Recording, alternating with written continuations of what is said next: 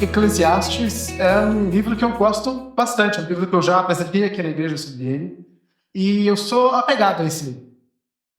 Eclesiastes é um livro que, ao mesmo tempo que ele é um livro que eu gosto muito, ele é um livro que eu consigo ter vários pontos de contato para falar do evangelho com as outras pessoas. Sabe, vários colegas meus de trabalho, quando a gente começa a conversar, quando tem a oportunidade de conversar sobre o evangelho, eu percebo que Eclesiastes é um livro que gera pontos de contato para conversar muito interessantes. Só que, por outro lado, Eclesiastes é um livro também difícil. Tem coisas que, se tu lê fora de contexto, parece que o livro está indo até contra algumas coisas da Bíblia, sabe? É um livro que parece que o autor tem a intenção de ferir o leitor de alguma forma. Parece que ele quer levar o leitor a concluir algumas coisas, às vezes pela dor. Então eu quero começar abrindo nossas Bíblias em Eclesiastes 8, do versículo 16, a gente vai ler até o capítulo 9, versículo 6. O nosso foco principal hoje aqui vão ser esses capítulos 8 e 9, mas a gente vai falar do livro como um todo também. A gente vai tratar do livro de Eclesiastes, mas centralizado nesses capítulos aqui. Então, leiam comigo aqui Eclesiastes 8, 16 em diante.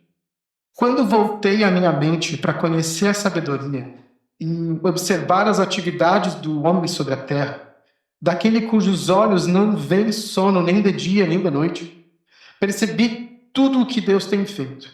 Ninguém é capaz de entender o que se faz debaixo do sol. Por mais que se esforce para descobrir o sentido das coisas, o homem não o encontrará. O sábio pode até afirmar que entende, mas na realidade não consegue entender.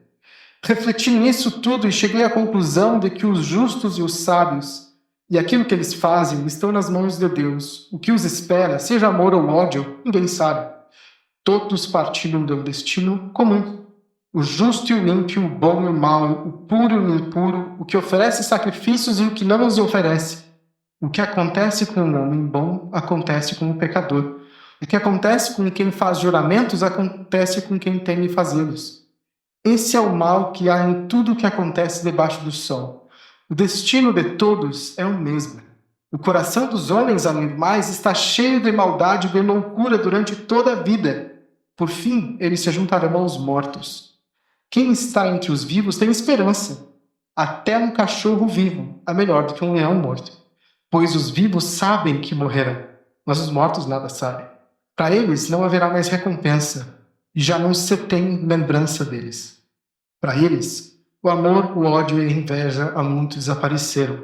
Nunca mais terão parte em nada do que acontece debaixo do sol. Vamos orar mais uma vez. Pai, a gente agradece pelo momento aqui, a gente leu a tua escritura, e eu peço que o Senhor esteja ajudando todos nós aqui a compreender o que a tua palavra quer dizer para nós, que, como a gente cantou antes, que teu nome seja glorificado através do que a gente vai estudar aqui. Em nome de Jesus, amém. Eu imagino que muitos de vocês, ou talvez todos, já tiveram aquela fatídica experiência de estar em algum lugar e uma criança chamada e, ô tio, vem cá. Sabe, quando a criança chama de tio ou tia, tu já sabe que tu já não é mais tão novo. E principalmente quando é um adolescente que faz isso, não é uma criança, um adolescente te chama de tio, aí pega mais. Eu sei que aqui é um grupo de jovens, mas também alguns, talvez, como dizia minha mãe, já não cozinham na primeira fervura. Quando eu era criança, eu esperava que os tios e tias soubessem o que estão fazendo. Que eles... quando eles diziam uma coisa para mim, eu acreditava. Eles tinham alguma noção do que eles estavam fazendo da vida. E eu lembro até, quem lembra do programa do Silvio Santos, o Show do Milhão, tinha a opção de perguntar para os universitários. E aí a gente chega na faculdade e descobre que essa é uma péssima opção. Perguntar para os universitários é a pior coisa. Os universitários também não sabem nada. E aí tu vira adulto e também tu descobre que não sabe nada. A minha filha, ela ama perguntar o porquê de tudo. Por que isso? E eu respondo. Ela pergunta o porquê de novo. E eu respondo. No terceiro porquê, eu já não sei mais o que responder. Isso facilmente leva a uma reflexão. Como é que eu posso, então, viver? Eu achava que as pessoas sabiam o que estavam fazendo. Agora, eu achava que meu pai, com a minha idade, sabia o que estava fazendo. Agora que eu tenho uma filha com a mesma idade que meu pai teve que eu sei que eu não sei o que eu vou fazer. Se a gente para pensar mais, isso vai começando a ficar assombroso. Quanto mais a gente sabe sobre o mundo, mais a gente descobre que não sabe nada. E a busca pelo conhecimento, esse desejo por saber mais ou por entender o que está acontecendo à nossa volta, se torna, no final das contas, um fardo. Quanto mais tu sabe, mais tu descobre que não sabe. Isso é um fardo incansável. Não é impossível de carregar. E o autor aqui, no texto que a gente leu, ele diz claramente que se alguém disser que entende o que está acontecendo, essa pessoa não entende. Ela está falando, ninguém entende. Nem o sábio, ninguém sabe o que está acontecendo. A única coisa que todo mundo sabe o que vai acontecer é que todo mundo morre. Essa é parece a única certeza que o autor aqui tem. E aí dizem que a esperança, né, é a última que morre. Parece que o autor da Eclesiastes para e fala exatamente, ela morre. Um cachorro vivo é melhor do que um leão morto. Da perspectiva daqui, então, nesse mundo, debaixo do sol, a morte ela encerra todas as coisas, todas as esperanças, e para piorar, o coração dos homens é cheio de maldade. Como é que a gente pode viver assim? Como é que eu posso viver sabendo, então, que a morte é inevitável? Eu posso, se a gente tivesse, talvez esteja num momento de reflexão, às vezes, sobre a vida, sobre o que eu vou fazer, e Eclesiastes parece que chegou aqui dizendo que não faz diferença, todo mundo morre. O livro de Eclesiastes, ele apresenta as palavras do pregador, que ele é apresentado no capítulo 1, e ele é tradicionalmente conhecido como Salomão. E pode ter sido Salomão que escreveu o livro todo, pode ter sido Salomão que escreveu, que seja um pregador, mas que tem um autor anônimo que começa e termina o livro. Seja como for, muitas pessoas rotulam o livro de Eclesiastes como se fosse um livro pessimista, um livro triste, ou um livro mal-humorado, depressivo. E isso seria um erro. Eu gosto de uma coisa que um dos meus pregadores favoritos, Emílio Garofalo, ele diz que Eclesiastes é um livro que machuca, fere e queima, mas que também protege e alivia a vida debaixo do sol. No século XVII, aqui eu vou precisar do slide no próximo, no século XVII ficou bastante conhecido um estilo de arte chamado vanitas. No latim, essa expressão significa vaidade. É algo que é efêmero. Existem músicas, pinturas, peças teatrais, existe um monte de coisa. E o propósito era demonstrar em arte quão efêmera era a vida. Até quem participou do DVD talvez já viu essa pintura. E era comum que esses quadros que os quadros desse estilo de arte fossem cheios de caveira, ampulhetas e elementos da vida cotidiana, porque a ideia era essa, era mostrar que o tempo passa, existe morte e existe vida. E um exemplo é essa pintura de Peter Klaas. Eu tenho ela num quadro no meu escritório, impressa, né? Não, obviamente, a pintura. Mas uma das coisas que eu mais amo dessa pintura é que, não fica claro aqui, mas tem um globo metal, vidro, que tem um reflexo do próprio pintor. Ele faz um autorretrato ali. Ele está pintando tudo que é vaidade. Tem um relógio ali, tem instrumentos musicais, coisas da vida cotidiana, uma caveira no fundo, e ele mesmo. E ele mesmo pintando. É difícil de ver, mas acredita em mim, nesse globo aqui tem ele mesmo refletido ali. Tudo é vaidade. Inclusive ele. Inclusive o ato dele pintar. Tudo ali era vaidade. Tudo era efêmero. E aí, se a gente até for pensar sobre a nossa vida, né? Se eu fosse fazer uma pintura vanitas da minha vida, o que eu ia colocar aqui? Coloco um violino, no meu caso eu gosto de tocar piano, coloco outras coisas, livros, mas não posso esquecer da caveira e talvez eu mesmo, do relógio. A morte. Tudo é transitório. E assim como essas pinturas, o livro de Eclesiastes ele nos confronta de diversas maneiras com essas verdades difíceis da vida. O que o ser humano alcança com todo o trabalho e com o esforço? O que a gente é? O que significa estar vivo? Que vantagem tem buscar sabedoria e justiça? Que diferença faz? Eclesiastes, um livro inspirado pelo Espírito Santo, possui no conteúdo dele as mais sérias reflexões do coração humano. Nas nossas traduções em português, a gente tem bastante no livro a palavra vaidade ou sem sentido. Ela não está no trecho que a gente leu, mas ela é central para todo o contexto do livro. Então, mesmo que esse trecho que a gente leu não tenha, ele orbita em torno dessa palavra, que seria rebel, que a melhor tradução dela, na verdade, é uma palavra muito difícil de traduzir, é transitório. Só que dependendo de como dependendo da poética que tu vai traduzir para português, ficar usando transitório não fica bom. Mas a melhor forma de expressar é transitório. O autor não está querendo dizer que as coisas não têm um sentido metafísico ou coisas assim. Ele está dizendo que tudo passa, tudo é passageiro. Nada dá para segurar, é tudo vapor. Mais literalmente, essa palavra seria vapor. Tudo é confuso, a gente não consegue segurar nada. Ao tatear no mundo em sua volta, então, Salomão parece que está procurando um ponto fixo na realidade, ele procura e procura algo para se agarrar, e ele encontrou só uma coisa. Todo mundo só tem uma coisa em comum, só tem um ponto que parece sólido em toda a realidade: a morte. A morte é inescapável. A morte é a única coisa que parece fria e amargamente sólida, quase como se fosse uma corrente no pé, curta e apertada. Talvez durante a juventude a gente consiga ignorar ela, mas conforme o tempo passa, Salomão fala lá no final do livro, conforme a velhice vai chegando, cada vez que passa é mais difícil de ignorar essa corrente curta. Parece que a única coisa fixa na vida é o fato que todo mundo morre. Em Eclesiastes 3, que é um capítulo muito usado para às vezes dizer que a gente tem que saber o tempo de cada coisa, há tempo para todas as coisas, o autor, na verdade, está argumentando que a gente não tem controle de nada. Há tempo para tudo e esse tempo está completamente fora do nosso controle. Não é a gente que decide os tempos das coisas e o nosso impacto no mundo é aparentemente irrelevante. Daqui a alguns anos, ninguém lembrará que a gente existiu.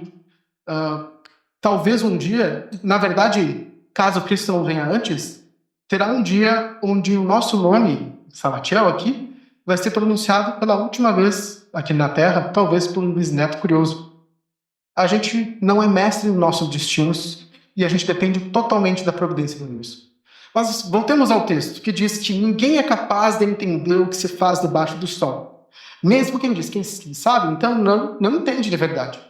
A vida nesse mundo, vivida nesse mundo, sem considerar nada que tem além dele, a vida debaixo do sol, é tentar agarrar o vapor, é tatear por todos os lados e só encontrar morte presa e apertada, uma corrente presa e apertada no pé.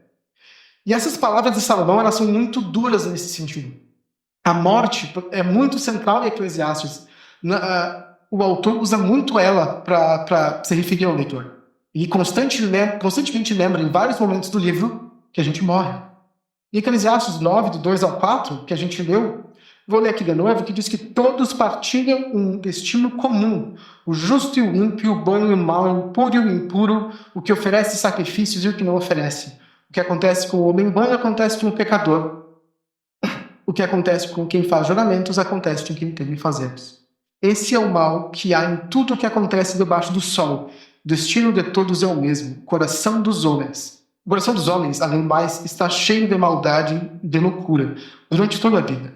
Por fim, eles se juntarão aos mortos. Quem está entre os vivos tem esperança. Até um cachorro vivo é melhor do que um leão morto. A morte aqui é o grande elefante na sala do pregador. Tanto o tolo quanto o sábio morrem e vão ser esquecidos. Isso parece absurdo, isso soa absurdo.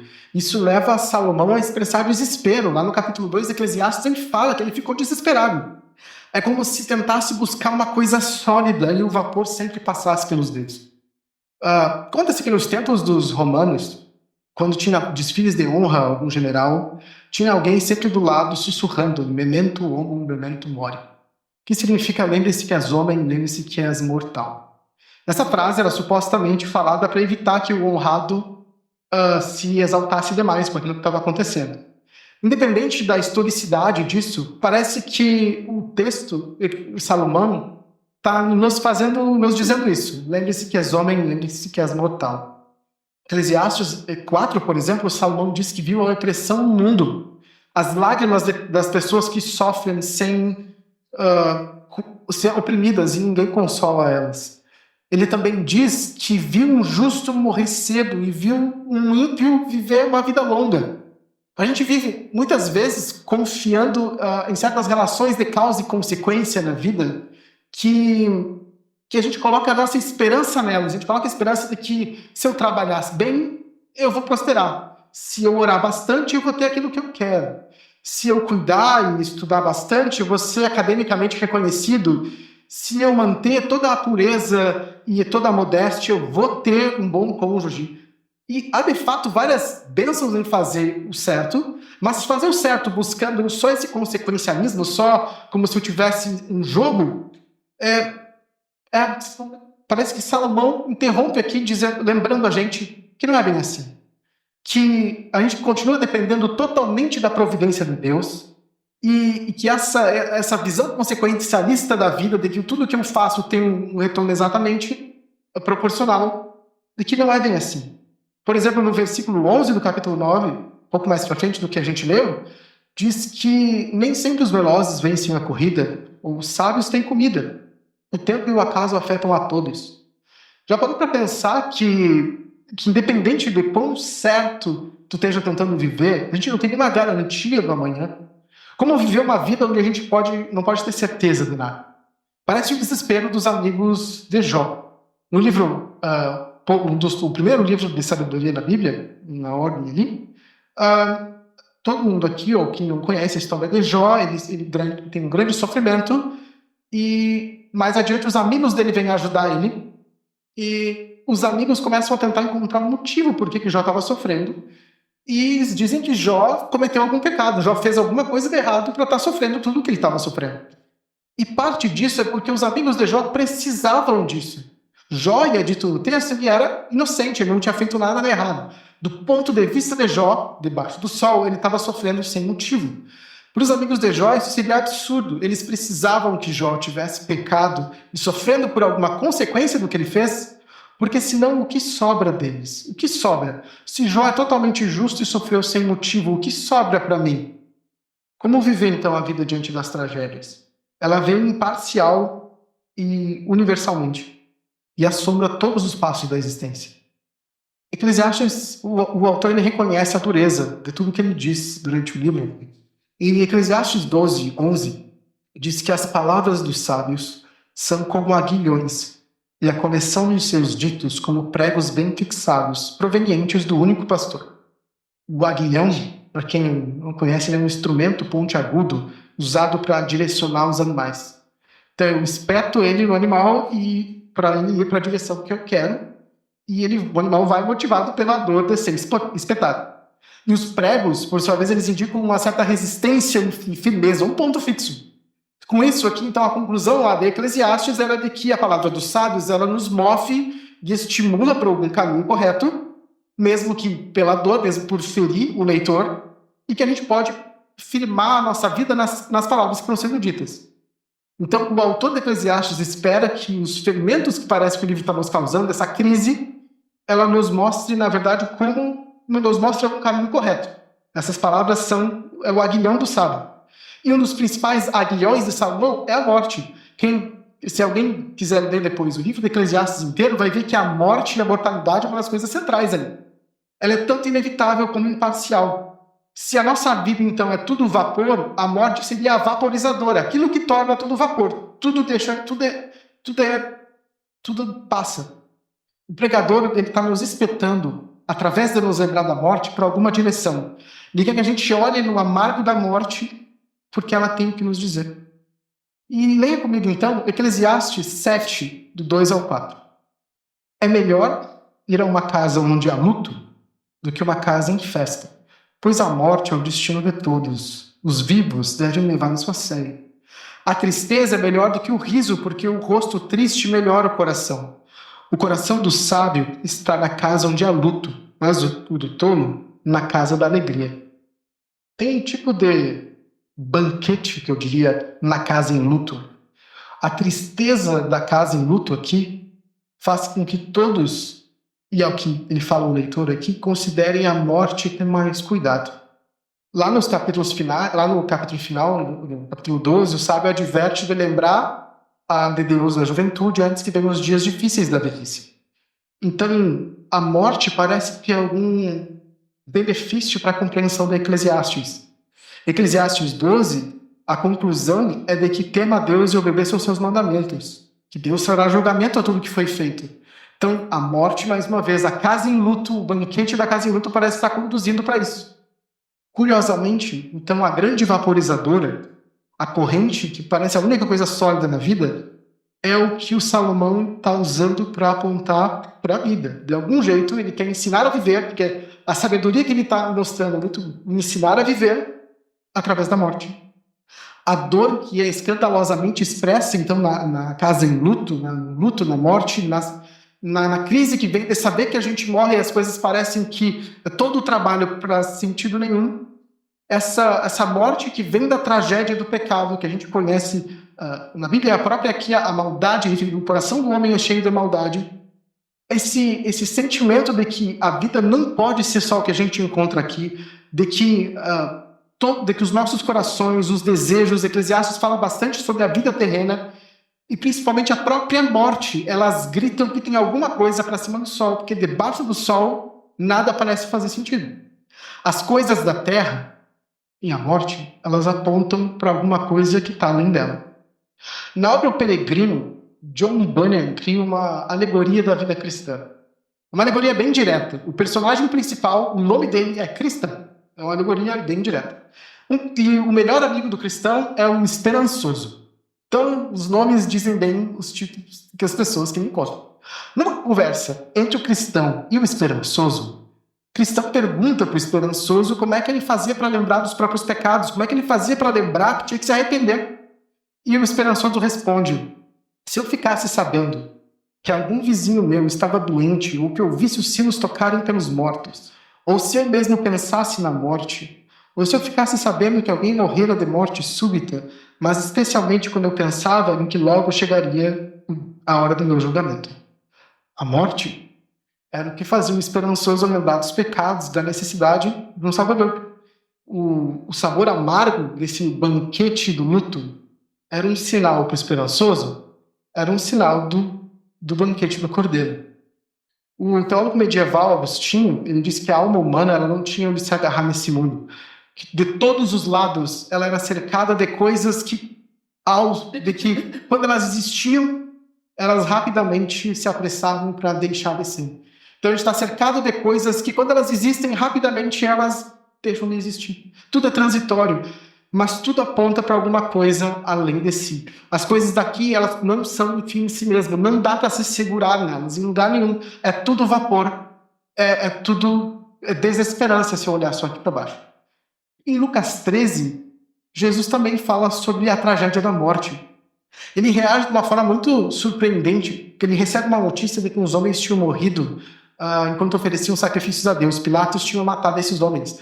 E estava todo mundo assim, como se abrisse, né, tinha o jornal da época, mas olha quanta tragédia. E aí Jesus, ele ainda lembra, não, teve outra tragédia, Jesus menciona outra. Teve uma torre que 18 homens caíram e morreram. E a pergunta de Jesus é: vocês que estão vivos, vocês são mais santos, menos pecadores do que os que morreram? E Jesus mesmo responde: de modo nenhum, todos vão morrer como eles morreram.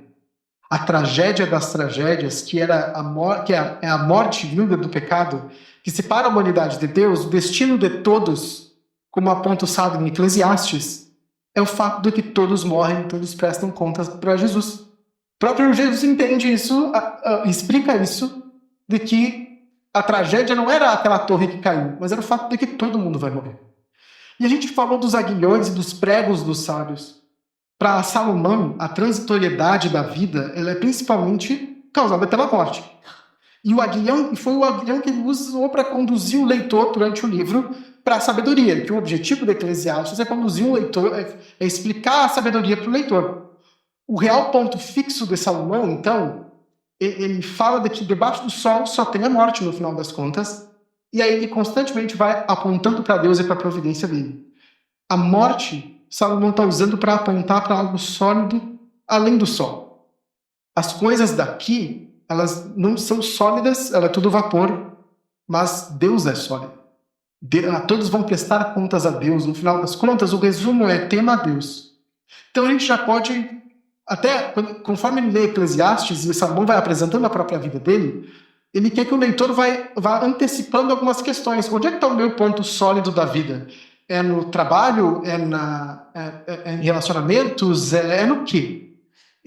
Salomão vai desconstruindo, ele vai desconstruindo tudo o que a gente acha que pode ser sólido na vida e mostrando que, isso aqui que tu acha legal é vapor e tu morre. Isso aqui é vapor e não tem valor nenhum também. O aguilhão do sábio, ele, no final das contas, ele aponta necessariamente para o Deus que dá a vida. É nesse Deus do qual todos prestarão contas que somente esse Deus pode dar sentido para a vida, que a gente encontra a solidez. Todos aqueles que encontram fé e refúgio em Deus, a proteção desse Deus, para essa vida debaixo do sol. E Eclesiastes, nos versos logo abaixo do que a gente leu, do 7 em diante, ele lembra de aproveitar as coisas da vida, aproveite a vida com a mulher da tua mocidade. Ele fala várias coisas, aproveite a vida de coração alegre. Então, ele está colocando aproveitar a vida aqui, lembrando que as coisas que Deus te dá, e lembrando que tudo passa. Um ponto fixo do aproveitar todas as coisas está em Deus. Todos aqueles, então, que encontram pela fé refúgio em Deus, proteção em Deus e nessa vida debaixo do sol, vão ver que aquilo que é corruptível vai ser revestido em coisas não mais corruptíveis. E aquilo que era mortal se reveste daquilo que é imortal. E então a gente olha para o que Salomão está querendo dizer ao apontar para Deus e nos lembrar e dizer que a morte apontava para Deus. E esse livro, Salomão acaba exercendo esse papel de lembrar que existe algum problema, existe alguma coisa de que a morte ela precisa ser vencida de algum jeito.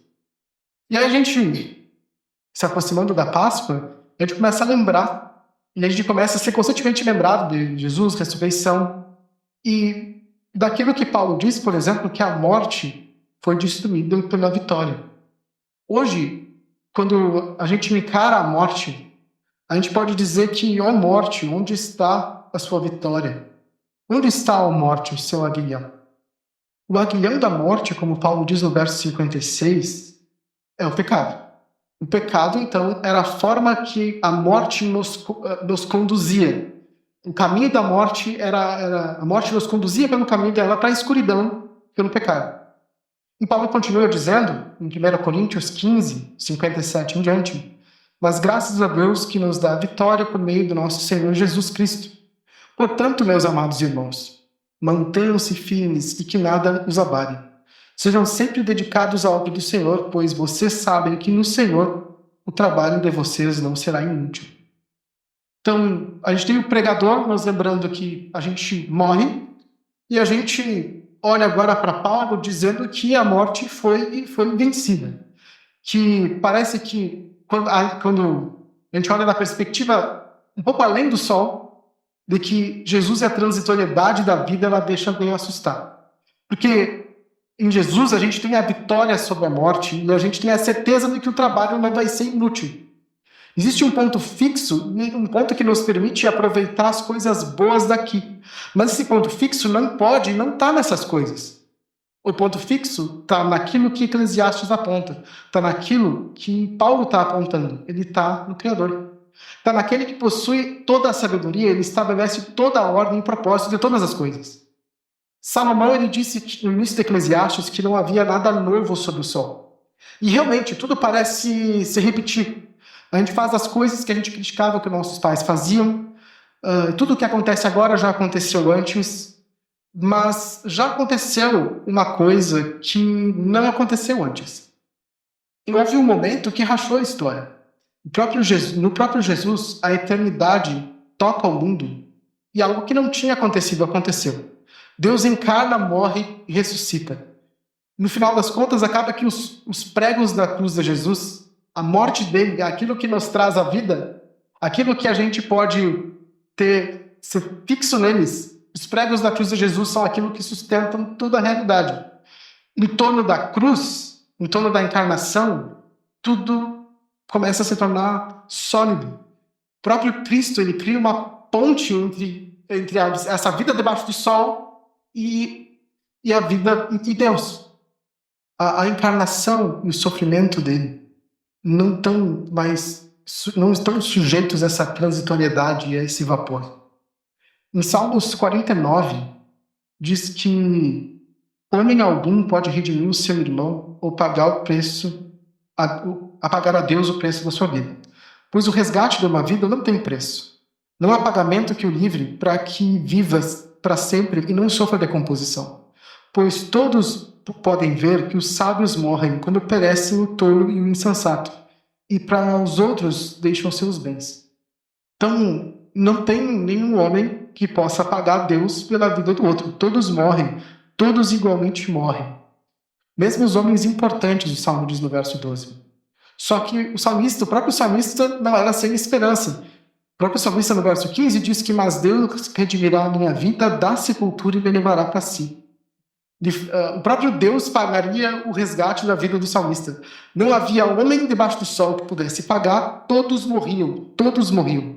Nem perdão, nem sacerdote, nem nada, todos morrem. Esse é o grande problema. Esse é o grande problema de Eclesiastes ali. Todos morrem, parece que nada tem sentido, tudo passa. E aí a gente tem Deus vindo e encarnando, e agora Deus se torna um homem que pode pagar o resgate. Na morte, o resgate é pago, e na vida de Cristo, a morte é vencida. O vapor em torno de Cristo se torna a vida real. Em torno da cruz, agora a gente toca as coisas.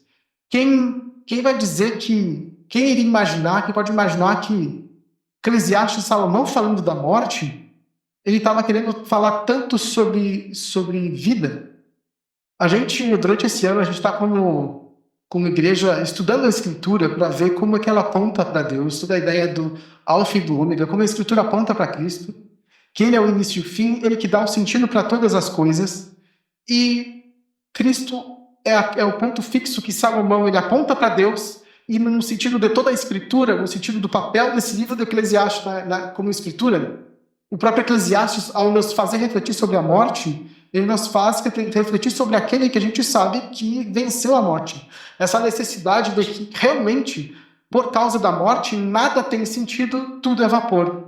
A própria morte, quando a gente lê Eclesiastes, ela grita o nome da vida. A própria morte, ela grita a necessidade de Cristo.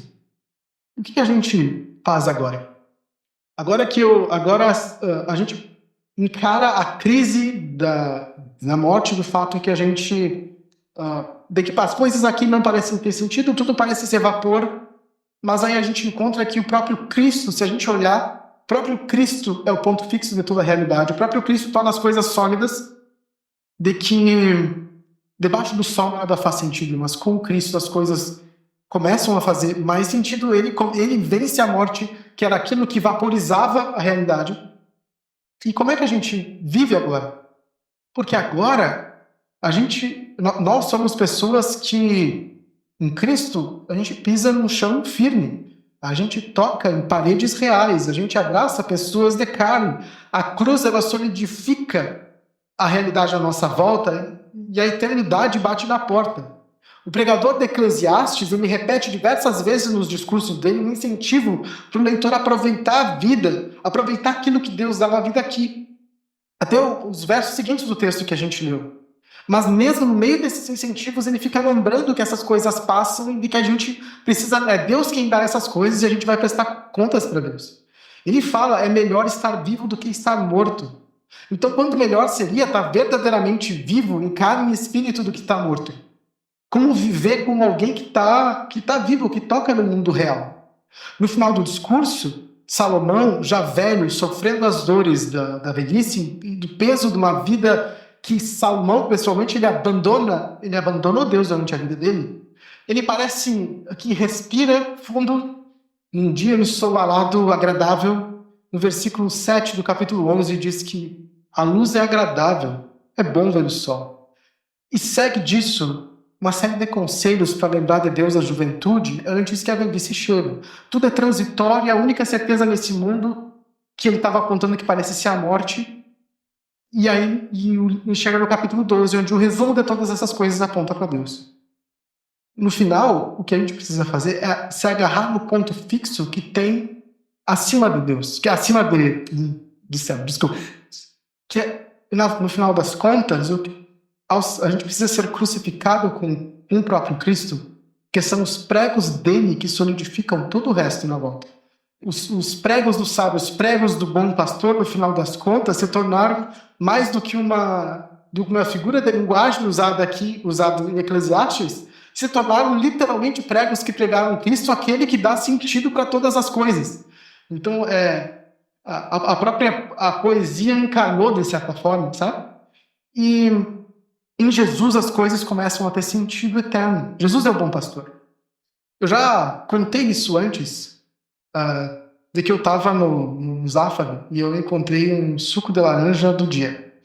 Né? Então ele tinha sido fabricado no dia. E eu gosto muito de suco de laranja. Eu comprei, eu cheguei em casa, estava sozinho, abri o suco, tomei. E eu exclamei para mim mesmo, meu Deus, que suco bom! Porque estava muito bom o suco.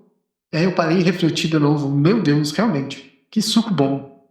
Porque eu estava preparando a EBD sobre sabedoria bíblica, né? Então, a cabeça já estava girando em torno disso.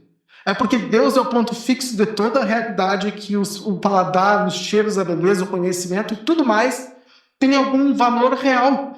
Não é alguma coisa totalmente vapor. As coisas se solidificam, os sabores são mais reais, porque justamente a minha vida não depende disso, não é ali que eu estou segurando. Ao segurar em Deus, todo o resto parece fazer sentido. É por causa de Cristo, que garante uma vitória eterna contra a morte, que a sombra existencial de que eu morro e de que nada de que eu aproveitar aqui tem nenhum sentido, essa sombra, ela não me assusta mais. É justamente porque eu não estou preso mais em nada, que eu não olho para o meu pé e vejo mais a morte por uma cadeia presa, a única coisa sólida que eu encontro. É por causa de Cristo que até o suco pode ser... O suco é saboreado diferente por causa de Cristo. Eclesiastes, então, para aqueles que estão imersos nas distrações dos trabalhos, dos estudos, nas tarefas, e acham, às vezes, uma perda de tempo refletir, contemplar. Às vezes a gente quer tempos produtivos, sabe? A gente, eu ficar parando aqui, pensar em morrer, pensar nessas coisas assim, eu vou perder, eu tenho que ser produtivo, eu tenho que estar trabalhando agora, eu tenho que fazer alguma coisa, tinha que estar lendo. Nesse sentido, o Eclesiastes ele é para ferir mesmo, ele é para expor a crise, é para fazer tu pensar que tu vai morrer, de que todo mundo morre, de que dessa perspectiva debaixo do sol, se tu estudar um monte, se tu trabalhar muito, se tu trabalhar pouco, vai todo mundo morrer. Por outro lado, para quem está perplexo com as dúvidas, ou desesperado, desanimado, cansado, para quem está na crise, para quem está procurando sentido em todas as coisas e parece que falta algo, está catando e que nem Salomão, está tentando catar em toda a volta e a vida não é sólida. Eclesiastes para essas pessoas é proteção, é uma seta que aponta para Deus. É uma seta que aponta para Deus e nos consola com a verdade de que a gente não precisa controlar tudo, de que todas as coisas são providência de Deus, de que foi Ele que colocou esse desejo por algo mais na gente, porque o ponto sólido não está debaixo do sol, é Ele mesmo. E a gente hoje, com a redenção, que a gente vê ela, que Salomão olhava para frente e via a necessidade da redenção, hoje a gente olha para trás, vê Cristo crucificado, e a poesia, que eu disse, a figura da linguagem de Salomão, dos pregos dos sábios, se torna realmente, literalmente, os pregos em Cristo que sustentam a realidade. A gente aprende, quando está em crise, de que a vida ela deve ser vivida, mesmo sem a gente entender tudo. Porque o ponto fixo está em Deus e ele é uma dádiva de Deus. Então, Eclesiastes, como alguns chamam, ele parece ser agridoce. Mas muita gente... É polêmico se a pessoa gosta ou não de comida agridoce. Então, vamos dizer que Eclesiastes pode tomar taste, não sei, depende dos gostos culinários de cada um, mas que para quem está distraído, então Eclesiastes é amargo, é crise, é para te fazer lembrar de que tu morre, de que a vida é totalmente passageira, é uma sacudida. Mas para quem está em crise, Eclesiastes também é conforto. Salomão ele nos fere com o assombro da morte para nos lembrar de viver. Se Deus nos dá sentido e solidez para toda a realidade, A gente não trabalha mais pela sobrevivência, a gente não se relaciona pela conveniência e a gente não ama mais pela carência. Ao pôr as mãos no trabalho, ao servir a igreja e ao olhar nos olhos uns dos outros, a gente toca, serve e olha de uma forma sólida. Todos aqueles que estão em Cristo vivem num mundo solidificado por Cristo, porque a própria realidade é sustentada por Deus. Quando a gente passa a viver reconhecendo que Jesus é a fonte de todo o sentido, quando a gente adora o Deus verdadeiro, a gente acaba até fazendo as coisas melhores. A gente trabalha melhor, não quer dizer trabalhar mais, ou idolatrar mais o trabalho, mas trabalha melhor, a gente ama melhor, a gente se relaciona melhor, a gente estuda melhor, tudo porque Cristo é o nosso ponto central da realidade. A vida é melhor vivida quando são os pregos do bom pastor que a gente fixa ela.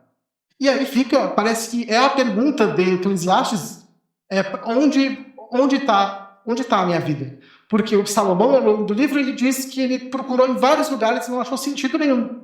Porque a ideia é realmente levar o leitor a pensar, tá, e o que eu faço agora? Onde é que minha vida está presa? Nós hoje, então, e eu falando hoje, né, numa igreja de jovens cristãos, a gente é, em Cristo, cidadãos de uma terra que é mais real do que essa. No final da perspectiva da eternidade cristã, as únicas coisas que vão ter sido verdadeiramente transitórias vai ser a maldade e a morte. A única coisa que vai ter sido transitória no final vai ser a morte. Os prazeres, um bom suco, uma boa paisagem bonita, a própria vida no final, isso você não tem. É criação de Deus. A morte, no final, é a única coisa transitória. O que parece hoje uma corrente sólida, inescapável, diante da glória de Deus, ela vira vapor. Então, parece que o que Salomão nos ensina é que a morte, e hoje como cristãos a gente sabe que é já vencida, que a morte já vencida, nos lembre então de viver. Vamos orar.